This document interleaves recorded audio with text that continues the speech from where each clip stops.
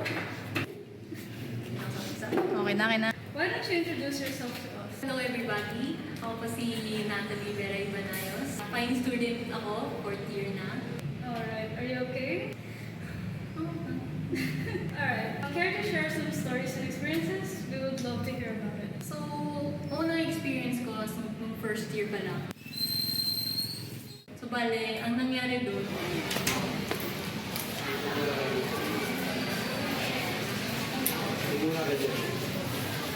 pumasok ako ng school, sabi ko, ay, college na ako.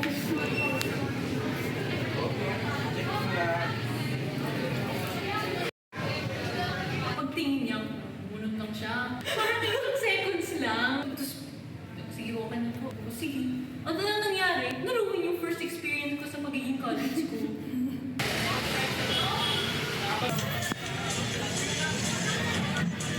Tataas pa ulit?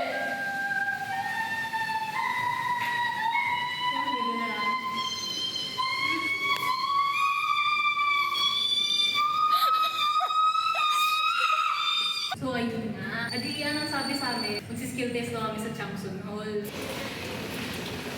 Kapagod ba? Alam ko na.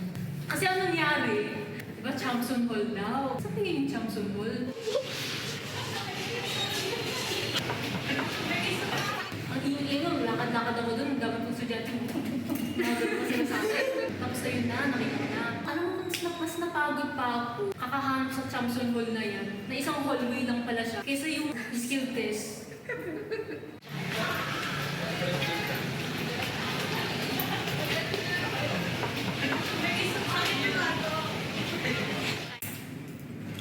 Okay na.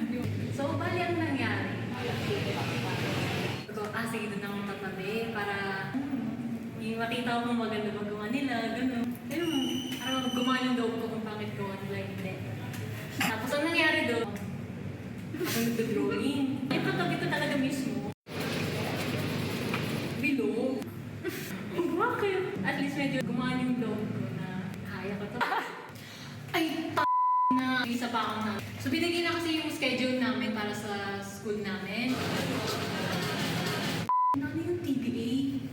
Adi hinanap ko. Ikot-ikot ako noon.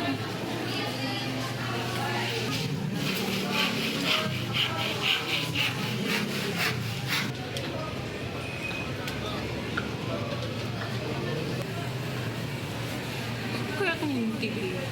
Anong kaya ako?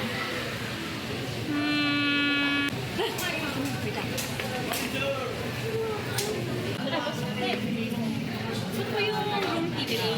Alin dyan? Ito po. Ito? Opo.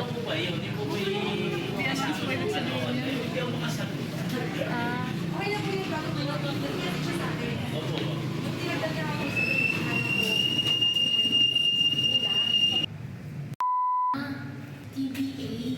I-announce pala. Nakakahiya ko.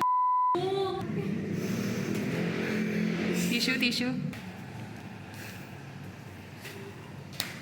Overall, how was the experience naman? Kumusta ang pagiging 4th year? Kapagod. Hindi naman mga eyebags ko, di ba? Well, alam mo, kahit sa sobrang year na yung pinapagawa, tapos minsan magugulat na lang kami na bukas na pa rin yung deadline. Despite that, never pa rin ako nag-stop. Kasi kaya ako nga ito pinili. Kaya ako naging artist kasi ini-enjoy ko yung pag-drawing, pag-gagawa ng digital art. I love making art. And if ini-enjoy mo siya, bakit ka titigil, di ba? Kasi sabi nga naman nila, masterpieces are made of messy moments. Nice. Anong amoy? Ano pala?